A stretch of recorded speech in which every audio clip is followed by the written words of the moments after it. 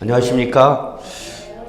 자, 오늘 214쪽 나갈 차례죠? 예, 214쪽. 그래서 우리 지난 시간에 양도소득세에서 양도 또는 취득시 관련된 내용까지 설명드렸고요. 오늘 214쪽 이제 양도소득세의 계산해 보도록 하겠습니다.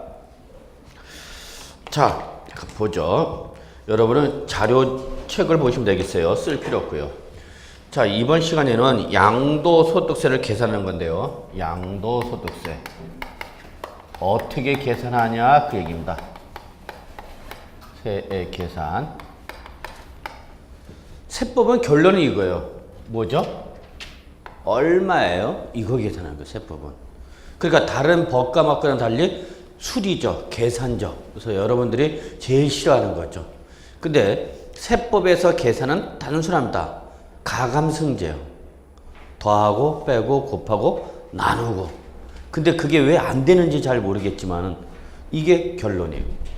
자, 그러면 양도소득세는 어떻게 계산할 거냐, 이 계산 구조를 보자는 얘기입니다. 그러면 제가 양도소득세에서 제일 먼저 그림을 그렸죠. 그래서 취득가의 보유 단계에서 그리고 양도 단계에서 부과되는 양도소득세에 계산된 그림을 그렸는데, 자, 그러면 양도소득세 세액은 어떻게 계산할 거냐? 출발점은 뭐다? 양도가액이 출발점이다. 양도가액이 출발점이다. 얼마에 양도했느냐? 그렇죠? 양도소득세니까 너 지금 얼마에 팔았냐? 그 얘기죠. 근데 그거를 얼마 주고 산 거냐? 그 얘기죠. 그래서 여기서 취득가액 등의 필요 경비를 차감하라 그 얘기입니다. 자, 그래서 나온 요거를 우리는 뭐라고 그랬죠? 그래요? 그림을 통해서 계속해서 양도 차익이라 합니다. 그랬죠.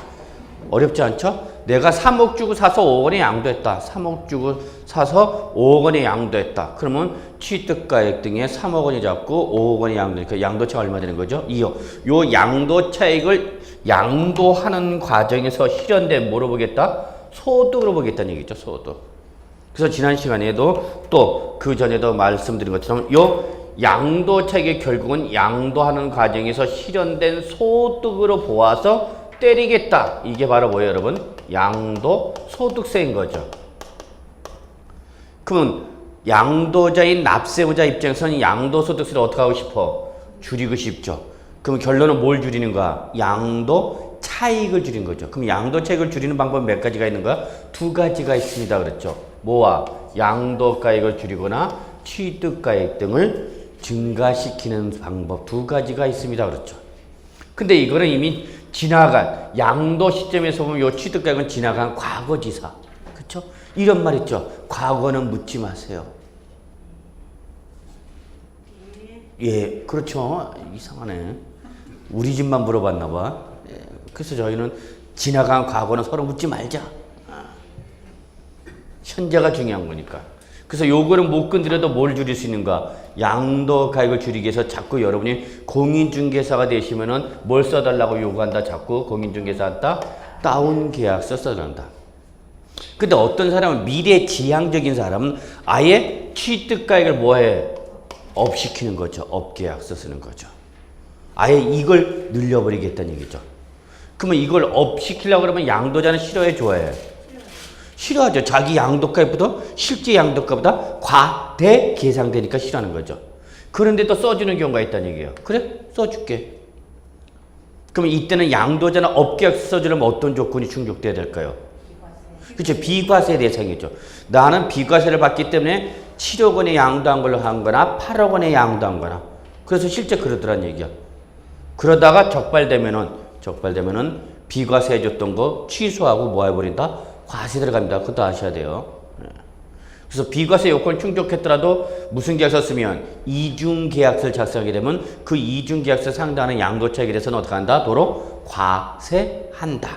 그러니까 지금은 비과세 요건을 충족했더라도 업계약서, 다운계약서는 물론이지만 업계약서를 썼다더라도 양도차익에 대해서 과세가 이루어지는 경우가 있으니까 주의하셔야 됩니다. 근데 여러분, 우리가 양도소득세의 부동산은, 과세대상 부동산은 장기간 자본적 자산이죠.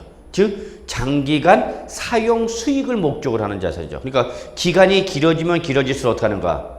양도차익이 커져버리죠. 어렵게 생각하지 마시고 주택, 우리가 일반적인 주택은 판매 목적으로 갖고 있는 것이 아니라 사용, 수익을 목적으로 하는 거죠. 그러니까 장기간 보유하고 있다, 양도했다, 그럼 양도차익이 뭐 할 수밖에 없어? 커질 수밖에 없죠. 그러면 장기 보유한 사람일수록 양도차익이 커지니까 세부담이 커지는 걸 조금 완화시키겠다라는 게 바로 뭐냐면 장기 보유 특별공제입니다. 장기 보유 특별공제. 그래서 일단 양도차익에서 장기 보유 특별공제를 차감한 후의 금액을 뭐라고 그런다? 양도소득 금액이라 한다. 예. 근데 여러분 여기는 써져 있어. 제목에 뭐라고 써져 있냐면 무한자산일 때 안에서 장기 보유 자산. 그러니까 이게 대전제 조건이죠. 제목에서 나오잖아. 장기 보유한 자산일 때. 근데 아무한테나 해주는 것이 아니라 여기 뭐라고 돼 있어요, 여러분? 특별공제. 그러니까 아무한테나 해주는 것은 아니구나. 일정한 요건을 요구하구나 라는 걸 느끼시면 되는 거죠. 이때 양도차에서 장기보유 특별공제를 차감하는 금액을 뭐라고 한다고요? 양도소득 금액이라 합니다. 그렇죠. 양도소득 금액. 이거는 약속이에요. 법에서 그렇게 정해져서. 특히 요 용어는 여러분이 꼭 기억해 두셔야 돼요. 요 계산 구조상에는 딱 가운데 있기 때문에 출전 입장에서 물어보기가 좋아요. 이게 양도소득 금액이 뭐냐? 그러면 양도소득 금액은 뭐해서? 양도차익에서 뭐를? 장기 보유 특별공제를 한 후의 금액을 말한다 그 얘기죠. 여기서 하나 더 공제죠. 여기 무슨 공제죠, 여러분? 특별공제. 그럼 이에 맞대응되는 무슨 공제가 있구나? 기본공제가 있겠구나. 기본공제. 그래서 양도한 사람이라면 다 해준다. 그래서 이걸 뭐라 그러냐? 양도소득 무슨 공제? 기본공제. 제가 말씀드리고 싶은 건 특별공제에 대응되는 뭐가 있구나? 기본공제가 있구나. 외우려고 하지 마시고 여러분이 다 논리적으로 여러분이 사고방식으로 다 이미 알고 계신 거예요. 아, 특별한 놈이 있으면 일반적인 놈도 있는 거지 뭐. 키 큰 사람이 있으면 키 작은 사람이 있는 거야. 저처럼. 자, 그래서 양도소득금에서 양도소득 기본공제를 차감한 후에 금액을 뭐라 하냐? 양도소득 과세 표준이랍니다. 드디어 뭐 나왔네요, 여러분? 과세 표준 나왔죠. 과세 표준 나오면 묻지마. 무조건 뭐라고 써요, 여러분? 세율을 곱합니다. 그렇죠? 이때 어떤 세를 적용하느냐? 양도소득세 세율이죠. 이놈의 양도소득세는 매년 개정하자 못하겠다, 개정하자 못하겠다 맨날 싸웁니다. 지금 올해도 싸우고 있어요. 여야가 제일 먼저 이 건드린 것이 요 세율 개정하자 못하겠다. 지금 상임위에서도 소위원회에서 지금 결론이 안 난 상태입니다. 자, 그래서 과세표에다 세율을 곱해서 뭐가 나오는 거죠, 여러분? 양도소득 산출세액이 나오는 거죠. 산출세. 과세표지 나왔다 묻지 마세요. 곱해서 뭐가 나오는 거죠? 산출세. 그래서 우리 이걸 뭐라 그래? 과세산. 관합산이 아니라 뭐다? 과세산이다. 여러분이 이 계산 구조를 여기까지는 반드시 외우셔야 돼요. 여기까지는. 요 계산 순서 그리고 계산의 범위 이걸 꼭 외우셔야 돼요.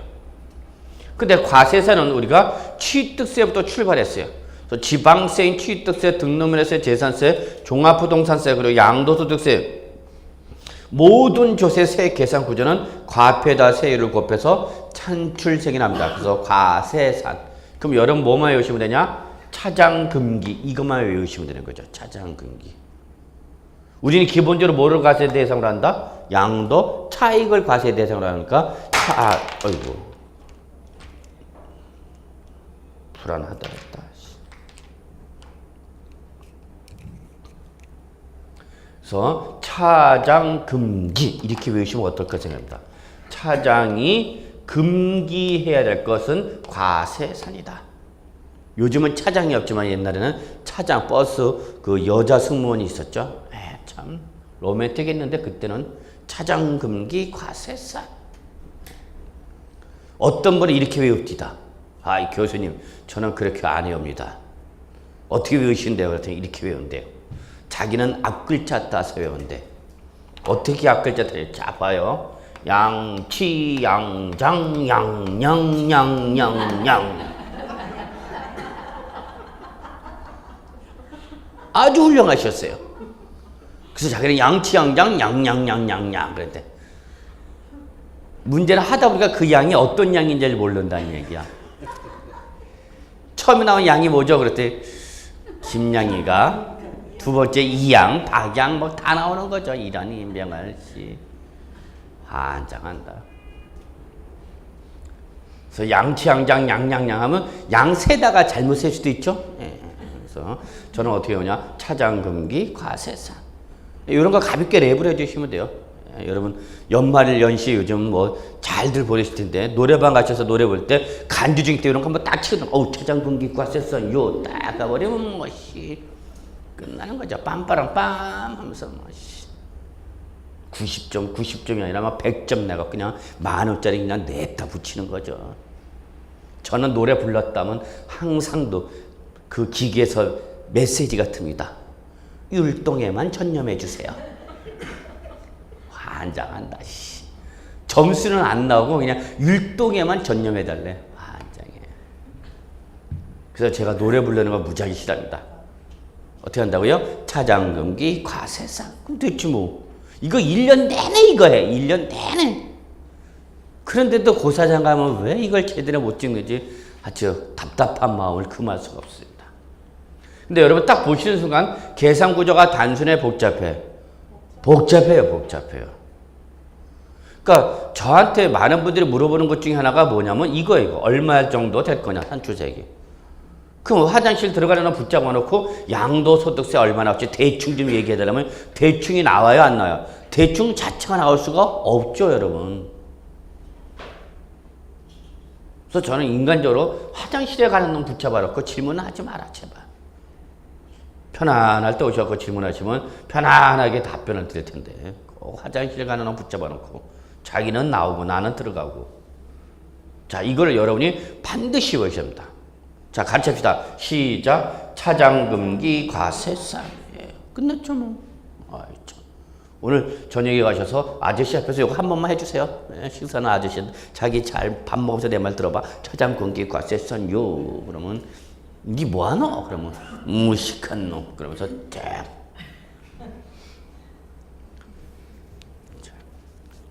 됐어요. 이거요. 네. 최근에 이 순서도 시험에 나오고요. 그러니까 이렇게 시험에 나왔죠. 다음 중 양도소득세 계산 순서로서 옳게 표현하고 있는 것. 그래서 제일 먼저 뭘 잡아내고 양도가액. 그 다음에 뭐 취득가액 등의 필요경비. 그 다음에 뭘 차감하는가? 장기보유특별공제. 뭘 차감하는가? 양도소득 기본문제. 그래서 요 양도소득 과세표준 계산 순서. 계산 순서. 근데 여러분 양도가액이 나오면 여기서 다 뭐 하는 거죠? 빼는 거죠, 다. 뭐가 결정되면? 양도가액이 결정되면 다 여기서 뭐 하는 거다? 빼는 거구나 라는 거죠. 이거 여러분. 또 한 번에 시험에 이렇게 나왔어요. 다음 중 양도소득 금액을 계산할 때 고려 대상이 아닌 것 이렇게 물어봤어요. 뭘 계산할 때요? 양도소득 금액을 계산할 때 고려 대상이 아닌 것 이렇게 물어봤어요. 그러면 위에 게 뭐가 되는 거고 고려 대상인 거고 밑에 거는 고려 대상이 아니죠. 예를 들어서 양도소득 기본공제란 놈은 양도소득 금액을 계산할 때 고려 대상이 아니야. 아니죠, 얘는. 여기까지 해서 여기까지가 나온 거니까. 그쵸? 그러니까 양도소득 금액을 계산할 때 계산 범위에 포함되지 않는 게 뭐냐? 그럼 뭐가 되는 거야? 기본공제가 되는 거죠. 기본공제는 뭘 계산할 때 고려 대상이가? 과세 표준을 계산할 때 고려하는 거죠. 이해하시죠? 제 말, 제가 뭐 얘기하는지. 자, 마지막에 시험에 나온 건 이렇게 나왔어요. 다음 중 양도소득 산출세액을 계산할 때 고려 대상이 아닌 거. 그럼 위에 거는 고려 대상인 거고 밑에 거는 고려 대상이 아닌 거죠. 그래서 이 밑에 나올 수 있는 게 뭐가 있냐면 세액공제, 세액감면, 세액공제, 세액감면 이런 것들이죠. 근데 보세요. 여기는 제목이 뭐라냐면 세액 뭐에서 산출세에서 뭐 하는 거예요, 여러분? 빼는 거죠. 그러니까 세액 공개나 세액 감면은 산출세액을 계산할 때는 고려 대상이 아니죠. 이해하시나요? 위에 게 항상 범위가 되는 거고 밑에 거는 계산 범위가 아니다는 얘기죠. 이런 식으로도 시험에 많이 나온 거예요. 그러니까 여러분이 이 계산 구조는 반드시 외우셔야 되는 거예요. 자, 이 계산 구조에서 제일 중요한 건 어떤 거예요, 여러분? 이 계산 구조에서 제일 중요한 건 뭐죠, 여러분? 양도차익이 제일 중요하죠. 왜 양도차익이 제일 중요하냐면 양도 차익을 잘못 계산하면 그 다음에는 무조건 계산의 구조상 뭐 할 수밖에 없냐? 틀릴 수밖에 없죠. 뭐가 틀려버리면? 양도 차익이 틀려버리면 아무리 그 다음 건을 정확하게 계산한다라도 산출세가 뭐 할 수밖에 없어? 틀릴 수밖에 없는 거죠. 그렇죠. 기준점이 틀려져 버리니까. 양도소득세 기준점은 뭐야? 양도차익인데 이 기준점이 틀려지면 나머지 공제가 정확히 계산됐더라도 틀릴 수밖에 없는 거죠. 그러니까 이 계산 구조에서 제일 중요한 건 뭐다, 여러분? 양도차익이죠. 그래서 이 계산 구조상 가장 시험에 많이 난 게 뭐냐? 양도차익이 가장 시험에 많아요. 그러니까 여러분 일단은 양도차익은 시험에 나온다라고 생각을 하셔야 돼요. 양도차익은 일단 시험에 나온다라고 생각해 두시고 준비를 해 두셔야 되는 부분이에요.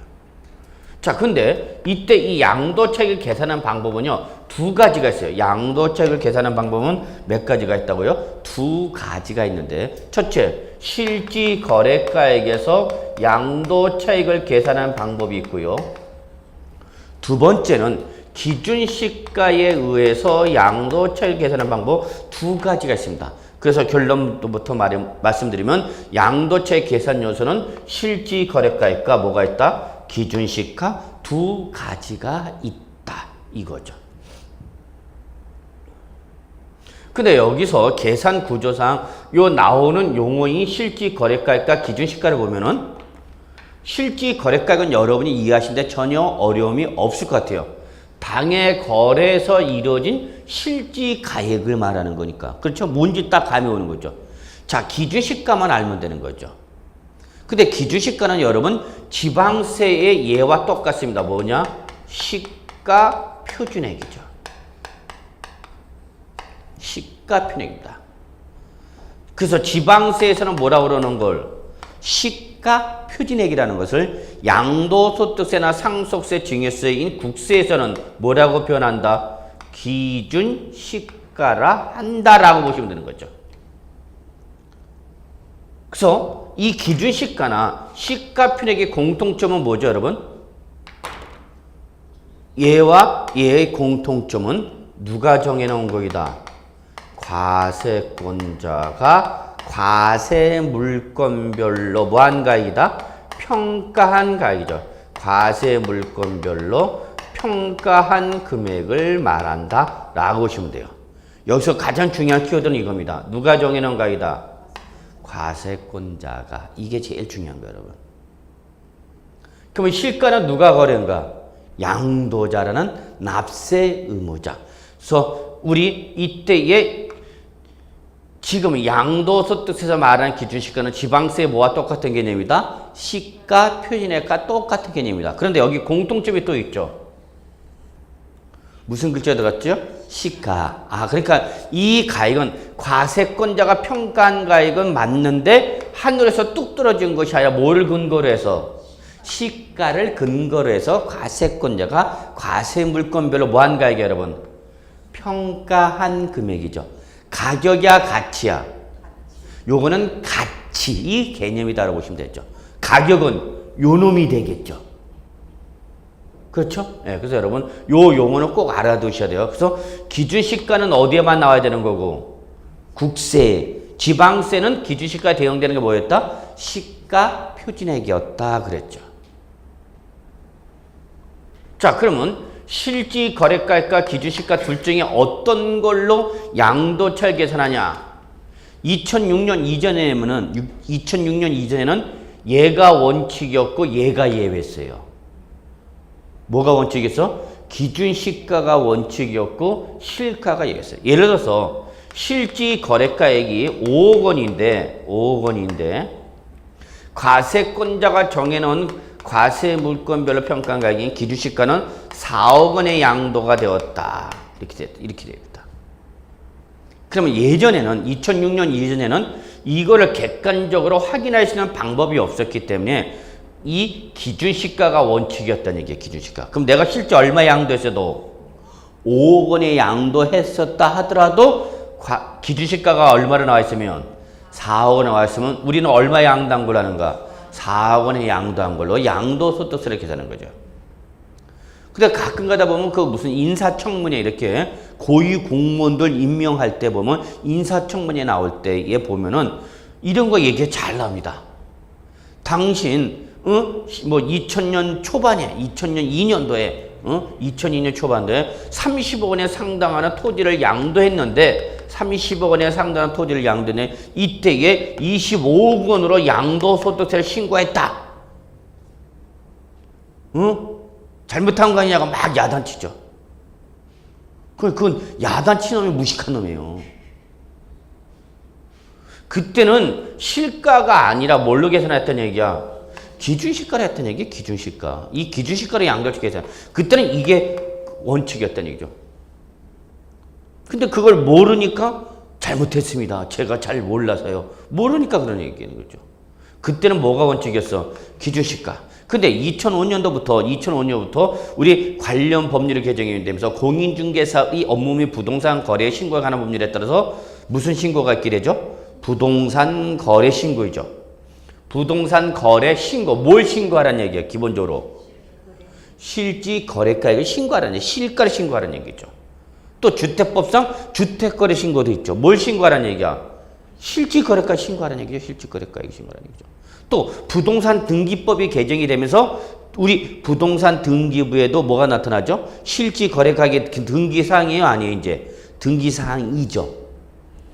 갑구에 등기사항이 났단 말이야.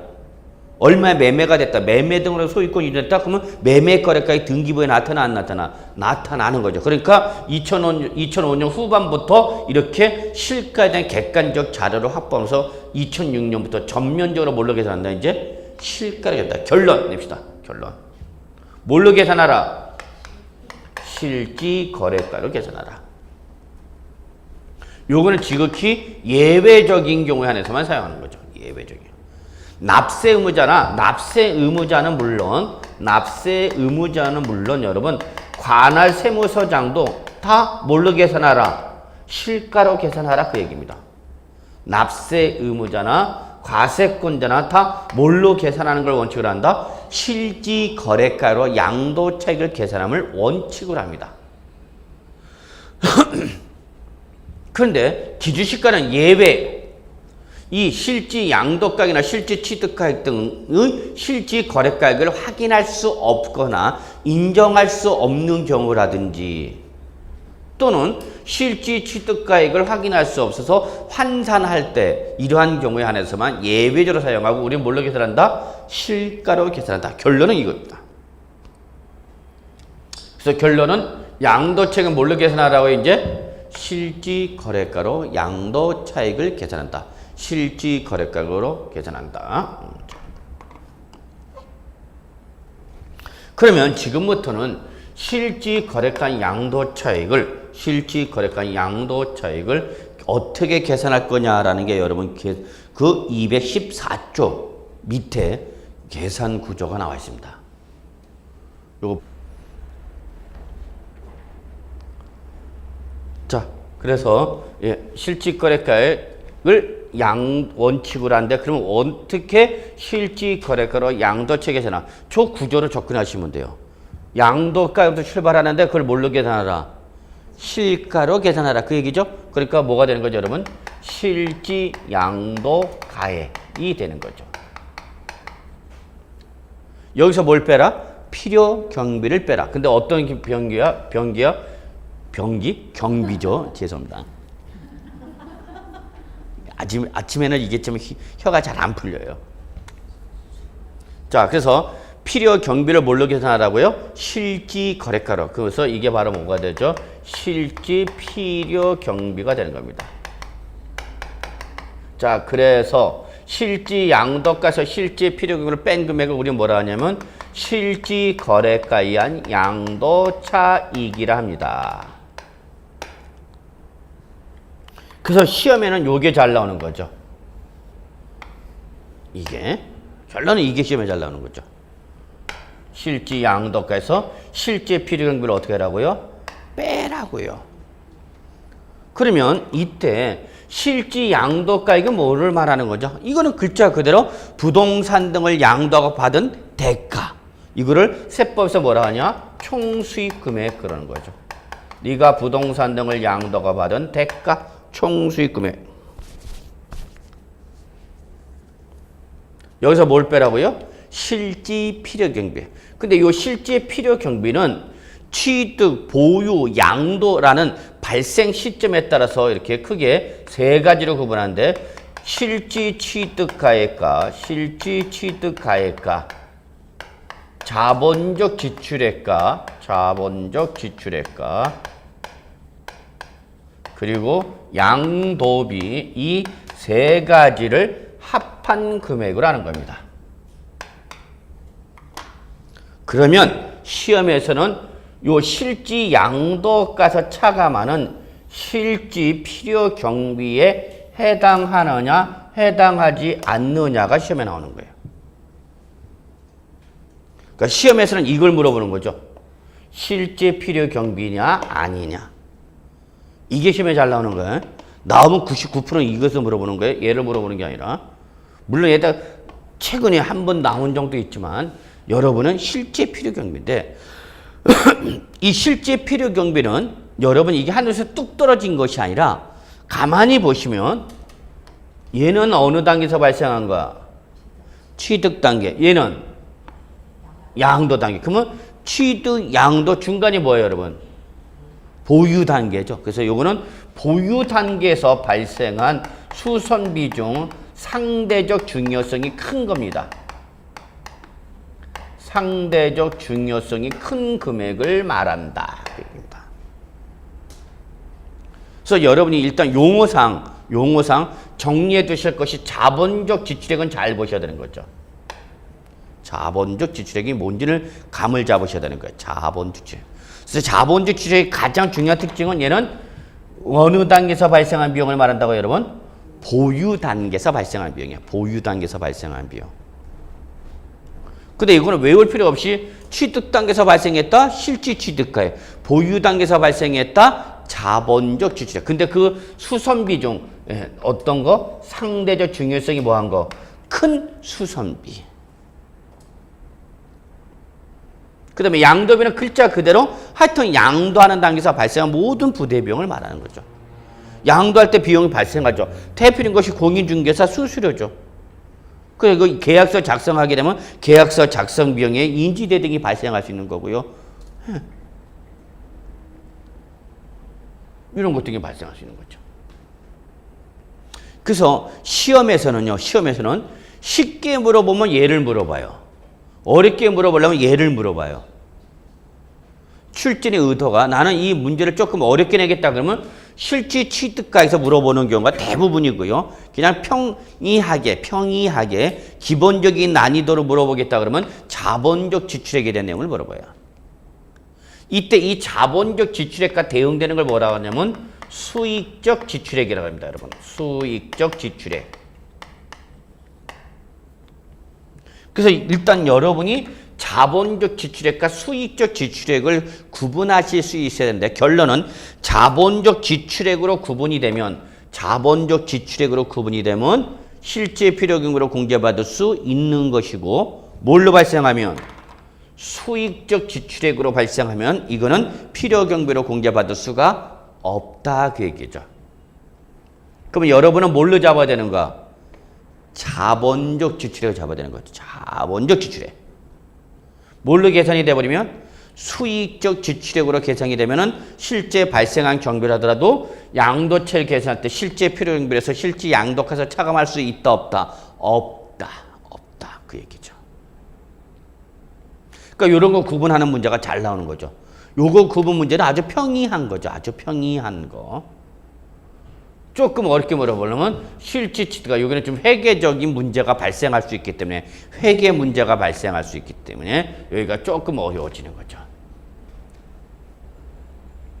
그래서 자본적 지출액이나 수익적 지출액이나 공통점은 보유 단계에서 발생한 뭐다? 수선비인데 그 중에서 상대적 중요성이 큰 걸 뭐라고 그러는 거고?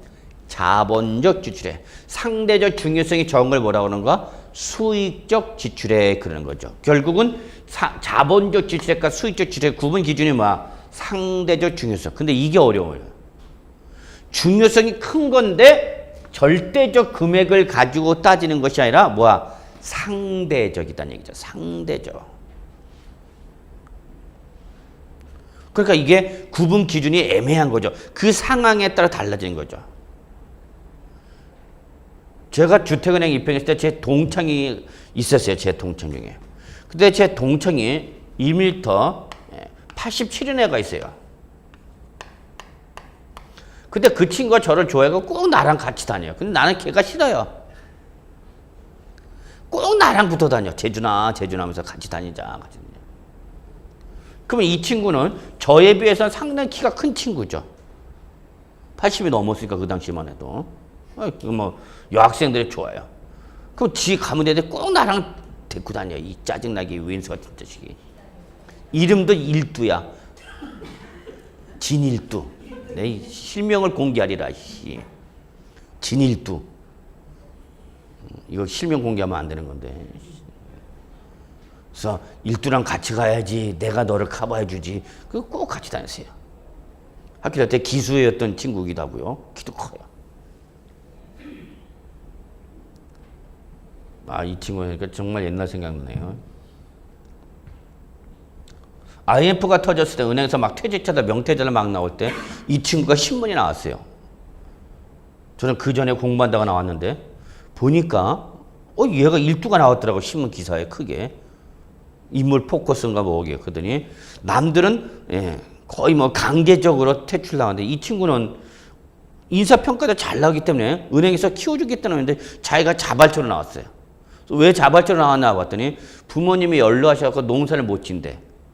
근데 장남으로서 더 이상 부모님이 고생하는 걸 볼 수가 없어서 자기가 퇴직하고 가업을 이어받아야 되기 때문에 나왔다 그랬어요. 뭔 가업이냐 그랬더니 고추 심는데 MB가. 훌륭한 가업이다! 내가 그랬어. 그 기사가 나왔더라고요. 남들은 잘릴 때 이 친구는 자발적으로 부모님을 거기에서 이렇게 가업을 승계받기 위해서 나왔다고 그러는데. 그래서 이 친구들하고 같이 한번 저녁에 예전에는 뭐 디스코텍을 많이 갔는데 그 호텔 나이트클럽에 농구단 선수들이 왔었어요. 농구단 선수들. 뭐 얘기하죠 뭐. 지나간 얘기니까. 기아 농구단 선수들. 소위 말하는 뭐 허재 뭐 강동이 덕기 누구죠? 한기범, 김유택 뭐 어떻게 이렇게 잘하세요? 오빠들이었어? 그 친구 한기범 선수가 있으니까 뭐 그것도 제일 큰 친구죠. 걔는 더 큰 거죠? 저한테 항상 키 큰 걸 자랑하던 이 친구가 이 사람 앞에 가니까 게임이 안 되죠. 그럼 얘는 키가 큰 거야, 작은 거야? 그러니까 상대적으로 달라지는 거죠. 이 친구에 비해서는 작지만 저에 비해서는 크다는 얘기죠. 난 농구 선수들이 여자랑 브루스를 어떻게 추는지 그때 처음 봤어. 정상적인 춤은 아닙니다. 사이즈가 안 맞기 때문에. 나 참. 그 2m가 넘는 애들이 1m 60 뭐 그 전후로 되는 아가씨다가 브루스를 추는데 어떻게 출지 여러분 상상을 해보세요. 멋있어요? 전혀 안 멋있습니다. 차라리 내가 나. 우와. 자, 제가 얘기하고 싶은 건 이거예요. 이 자본적 지출액이나 수익적 지출액에서는 뭐? 상대적 중요성. 상대적. 그러니까 어떤 특정한 기준 금액을 가져갖고 1억을 초과하면 자본적 지출액. 1억보다 적으면 수익적 지출액. 그렇게 얘기하면 좋은데 여러분이나 저나 공부하기가 좋은데 그게 아니라 그에 따라서 달라진다는 얘기죠. 그럼 예를 들어서 이렇게 예를 들어볼게요, 여러분. 우리 베란다 확장하죠. 자, 베란다 확장합니다. 건축법상 이건 허용되고 있죠? 그럼 베란다 확장 비용의 금액이 커요, 작아요? 커요. 그죠? 한 평당 상당히 비쌉니다. 그래서 요즘 아파트 분양할 때 보면 이거 옵션으로 들어가 있죠, 주로. 옵션 들어갖고 너 아예 그러면 분양할 때부터 베란다를 확장한 걸 해줄까 말까. 이거에 따라서 금액이 또 달라지잖아요, 여러분. 네. 그리고 실제 매매가 이루어질 때도 시가에 베란다를 확장한 거와 확장하지 않은 거는 시가 그만큼 차이가 나왔나? 납니다. 실제 납니다. 저희 집 아파트는 베란다를 확장 안 했어요. 저희 집은 원래 그 용도에 따라서 그냥 쓰자. 있는 게 낫다. 근데 그게 어디에 반영이 돼, 당장? 시가에 반영되죠, 시가에. 어머, 베란다 확장 안 하셨어요? 그러면 지금 그 베란다 확장 비용만큼 갭이 발생할 수밖에 없는 거죠. 그러면 그거는 금액이 커, 작어? 크죠? 그러면 그 베란다 확장 비용 얼로 잡을 수 있는가? 필요 경비를 잡을 수 있는 거죠. 근데 이게 얼마일 때 잡느냐라는 절대적 기준 금액은 없다, 그 얘기예요. 무슨 말인지 아시겠죠? 그러니까 상대적으로 파악하라는 얘기야. 상대적으로. 자, 봄이 되거나 가을 됐을 때 도배를 새로 싹 했어, 도배를. 그러면 이 도배 들어갈 때 비용은 자본적 추적이냐, 수익적 추적이냐? 이거는 전체 가격에서 물론 도배할 때도 비용 많이 들어가죠. 일단 인건비가 비싸요. 요즘은 뭐든지 뭐가 제일 먼저 비싸? 인건비가 제일 비싸, 인건비가. 그래서 제가 아시는 공인중개사님은 이걸 두 개 합니다. 공인중개사 사무실 옆에다가 도배, 인테리어, 실내 인테리어, 요걸 겸업하시더라고. 그래서 담이 아니라 이렇게 칸막이도 없어. 이렇게 드르르 밀었다 였다 하는 그 가운데다 놓고, 요쪽은 공인중개사 사무실, 그 다음에 옆에는 인테리어 도배지 이런 거 갖다 놓고, 그쪽 관계자들 이렇게 연락하면서 다 이렇게 하는. 이분 잘하신 거예요? 잘못한 거예요? 이렇게 한 게 잘한 걸까? 잘못한 걸까? 응? 좋지가 않았어?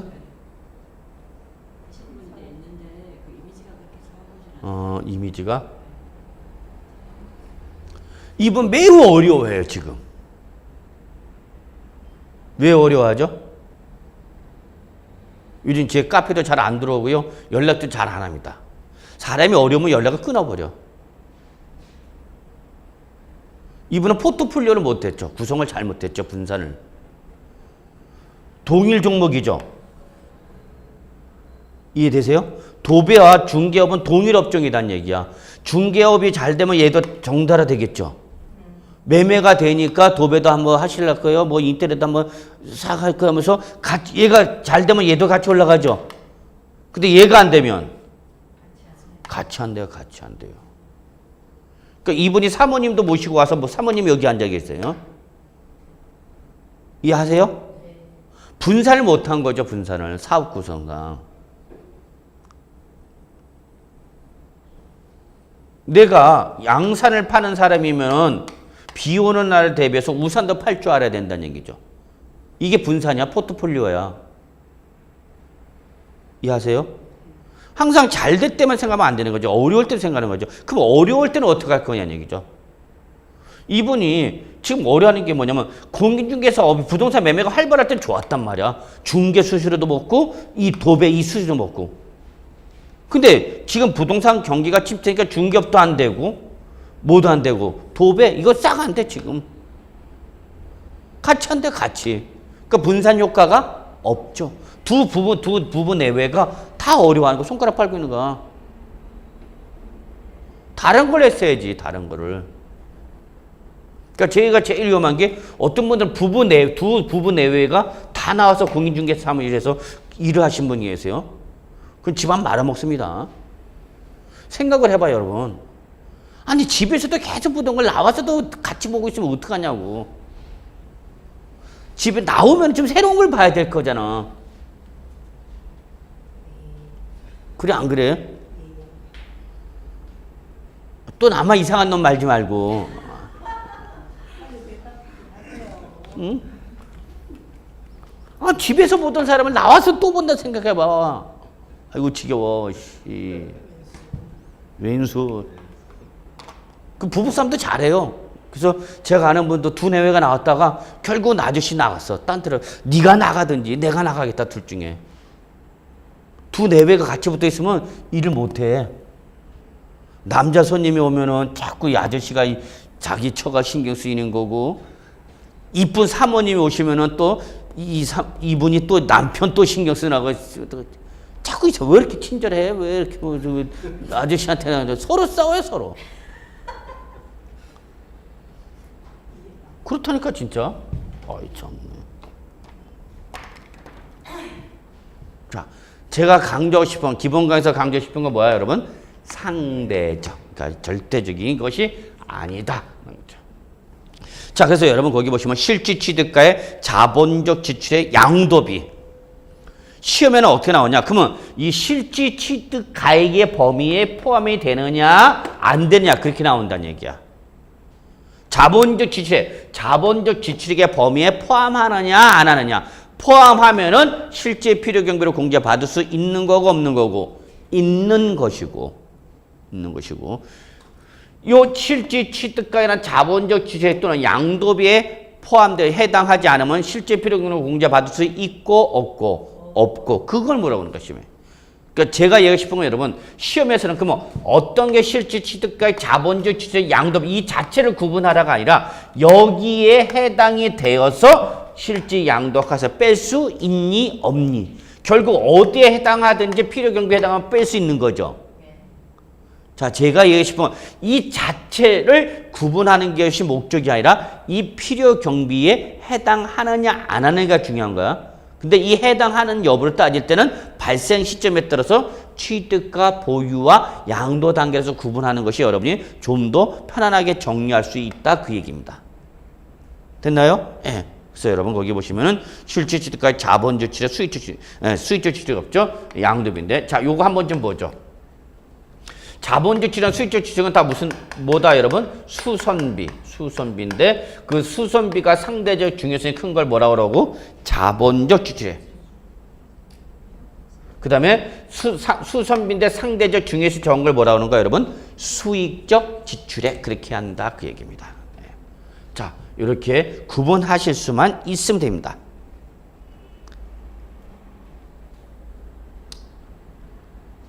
자, 여기서 여기 조금 더 들어갑시다. 이 자본적 지출액이란 말을 여러분한테 설명할 때 이렇게 표현하기도 합니다.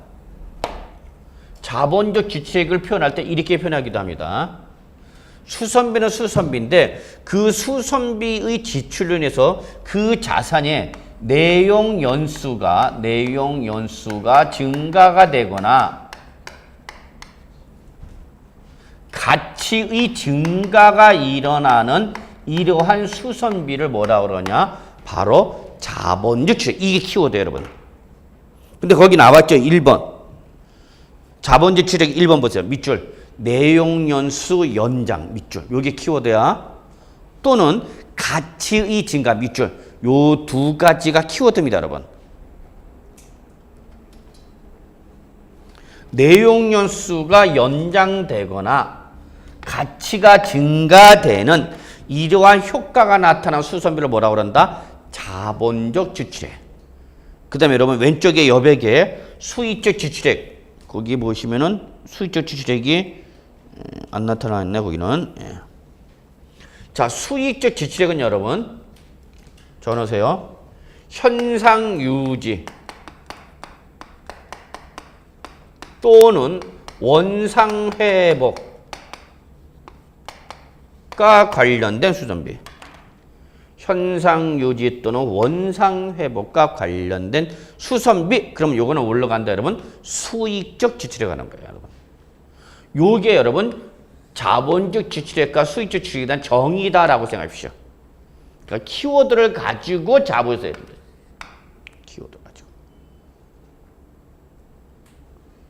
현상 유지 또는 원상 회복과 관련된 지출액은 수익 지출액.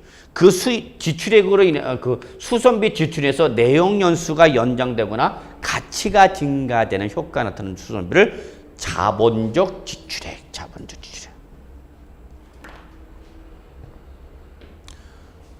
우리 학계론 마지막 수업 했나요?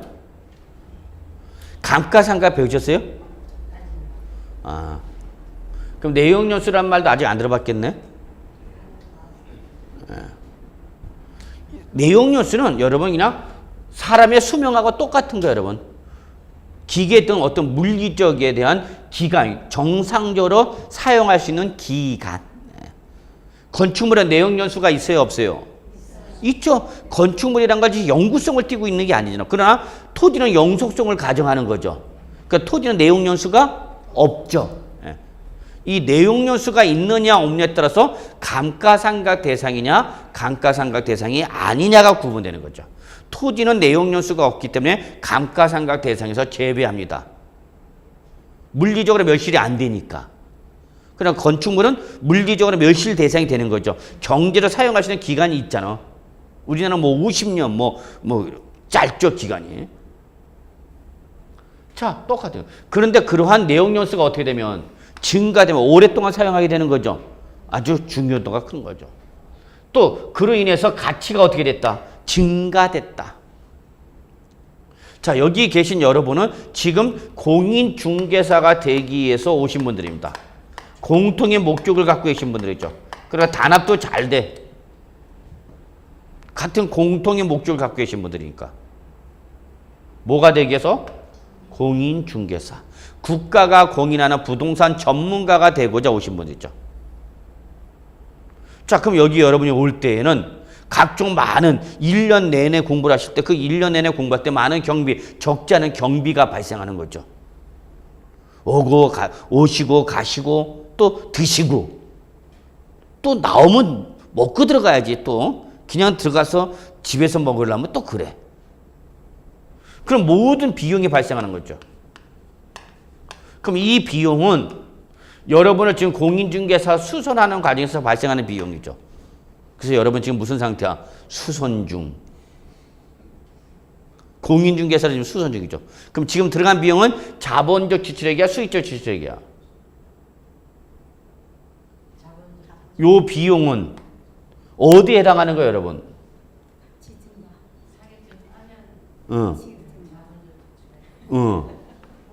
못 따면 수익적 지출액. 그렇죠. 지금 이 비용이 자본적 지출액이 될 거냐, 수익적 지출액이 될 거냐. 그래서 여러분 시험에 합격하시면 국가가 공인하는 여러분은 부동산 전문가가 되신 거죠. 그래서 이제 뉴스 시간에만 나오면 대주는 거야. 어제도 뉴스 시간에 공인중개사 매해 거의 대부분 뉴스 시간에 정규 뉴스 시간에 보면 공인중개사들이 대부분 나옵니다. 뭔가 해설하죠. 어제도 모 지역에서 공인중개사 나와서 그 지역의 부동산 동향 또는 어제는 이거 나왔구나. 울산에서 지금 그린벨트 해제하는 거. 근데 그 그린벨트 해제하는 거 아니라 그린벨트 혜택을 받는 해제로 인해 혜택의 소유자가 누군가 봤더니 다 재벌들의 땅이다 이거야. 그러니까 지금 공무원들이 정말 탁상 행정이라 해야 되는 조금 그렇지만 뭐 구분하지만 좀 참 그래요. 만족스럽지 못할 때도 많죠. 공무원들 일 처리하는 거 보면 완전히 뭐 서류죠. 뭐 답답합니다. 현행상 뭐 어떻게 실무상 뭐 확인할 수 없다. 그러면 확인할 수 없어. 맨날 그러면 공무원들은 뭐 그럴 수가 없겠죠. 없을 수도 있겠지만 하여튼 참 답답할 때도 많죠. 자, 여러분 지금 적지 않은 비용이 발생하는데 저는 여러분이 꼭 요 비용이 자본적 지출액이 되시를 진심으로 기원합니다. 꼭 시험에 어떻게 돼? 합격하셔야 되면 여러분이 자본 지출액이 합격을 못했다. 그럼 뭐야? 현상유지 또는 뭐 원상회복. 이거 공부하다 보면 옛날 같지 않다는 걸 많이 느끼실 겁니다. 그렇죠. 옛날에도 그랬었을까? 뭐 그런 분도 계시겠지만 옛날 같지는 않잖아 그래도. 그러나? 별로 안 하는 거네. 옛날에도 그랬던 시켜. 뭘 그래 뭐 계시지만. 원상회복. 정말 잘 사용하지 않던 요즘 메모리 가부화형 상태가 앞으로 많이 발생할 텐데 자꾸 밀어내시기, 저장이 안 되고 밀어내기식 되죠. 하여튼 여러분 요 자본적 지출액과 수익적 지출액의 개념을 이해를 잘 해두셔야 돼요. 이해를 잘 해두셔야만 나중에 구분이 아주 편해집니다. 자, 그 다음에 여러분이 세 번째로 나와 있는 게 이제 양도비라는 게 있죠. 양도비. 거기 1번 이렇게 밑줄 한번 쳐주실래요? 양도비라는 정의는 외우실 필요 없어요. 자산을 양도하기 위하여 직접 지출한 비용. 직접 지출. 여기서 중요한 의미는 이겁니다. 직접 지출. 의미만 이해합시다. 여기서 말하는 직접 지출은 현금을 수반하는 걸 말합니다. 현금을 수반하는. 단순히 장부상에 회계상으로 기록하는 비용을 말하는 것이 아니라 실제 현금의 지출을 수반하는 이러한 비용이 된다 그 얘기입니다. 직접 지출한 비용 할 때 이때 직접 지출은 뭐를 말한다고요? 여러분 현금 지출을 말하는 겁니다. 현금. 그렇다라면 그 명목에 관계없이 다 뭐에 잡아라? 양도비로 잡아라 그 얘기죠. 거기 대표인 것이 밑줄 양도소득 과세표준 신고서 작성 비용 있죠? 요거는 적어 놓으세요. 세무대리 비용. 세무대리 비용.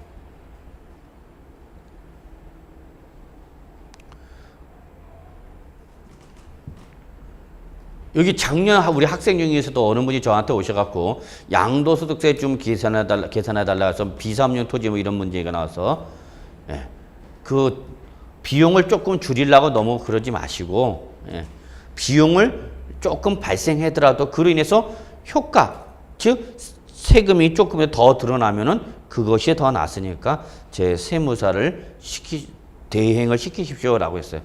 상당히 그분이 다른 데 가서 알아봤던 양도소득세보다 줄여줬어요. 엄청 줄여줬습니다. 거의 뭐 안 나오게 했다시피. 근데 그때의 그 비용은 이 세무사 대리 비용을 들어간 거예요. 세무대. 그럼 세무사한테 위촉을 할 때 세무사가 그냥 해줘 안 해줘? 당연히 수수료를 받겠죠. 그런데 그걸 먹고 사는 사람이야. 그러면 그 비용이 나가는 대신 그러나 양도소득세보다 엄청 줄이는 거죠. 거의 없다시피 돼버렸어요. 아예 과세가 안 되게 만들었어. 그래서 소위 말하는 뭐 여러분이 직접 하면은 세무서에서 믿어요 안 믿어요? 안 믿습니다. 왜냐하면 전문적 지식이 없는 일반인이 했으니까 관할 세무서는 좀 더 정확히 따질 수밖에 없어요. 근데 세무사 도장 측에 있으면 세무 전문가가 해준 거니까 신뢰성이 있어 없어? 있으니까 거의 뭐 믿어주는 식입니다. 그게 있어요. 그걸 소위 말하면 실무에서 뭐라 하냐면 도장값 그러는 거죠. 도장값. 개인 간의 매매에서 공인중개사가 개입된 거와 개입되지 않은 건 차이가 있죠. 신뢰성이 있느냐 없느냐. 공인중개사가 개입된 부동산 매매할 때는 신뢰성이 있어 없어? 있을 수밖에 없죠. 전문가가 개입해서 그거를 중재한 거니까. 그런 걸 말하는데 여러분 거기서 양도소득 과세표준 신고서 작성 비용 가끔가다 물어보는 분들이 계셔서 그래요. 세무대리비용을 생각하시면 됩니다. 세무대리비용. 또 뭐 매매계약서 작성 비용이라든지 공증비용. 또 공증을 하게 되면 공증이란 것도 또 확정일자 받으려면 돈 들어갑니다. 공증법인이라든지 이런 데 가서 또 인지대라든지 또 거기 소개비. 이게 바로 여러분 주수입원이 되는 공인중개사 수수료죠. 공인중개사 수수료. 자, 그 다음에 2번 부동산 취득 시 법령 등에 따라 매입한 밑줄 국민주택채권. 요거 실무에 나가면요 잘 나옵니다. 실무 나가면 거의 발생합니다. 요거는 여러분이 학개론의 부동산 학개론의 시간 가치 개념을 좀 배우셔야 돼요. 자, 그래서 일단은 요거는 좀 한번 이번 시간에 설명을 드리긴 조금 힘들겠고 조금 쉬었다가 다음 시간에 요 국민주택채권에 대한 개념을 좀 잠깐 제가 먼저 설명드리고자 합니다. 여기까지 1교시 마무리 짓고요. 10분 쉬었다 2교시 계속해서 들어가도록 하겠습니다.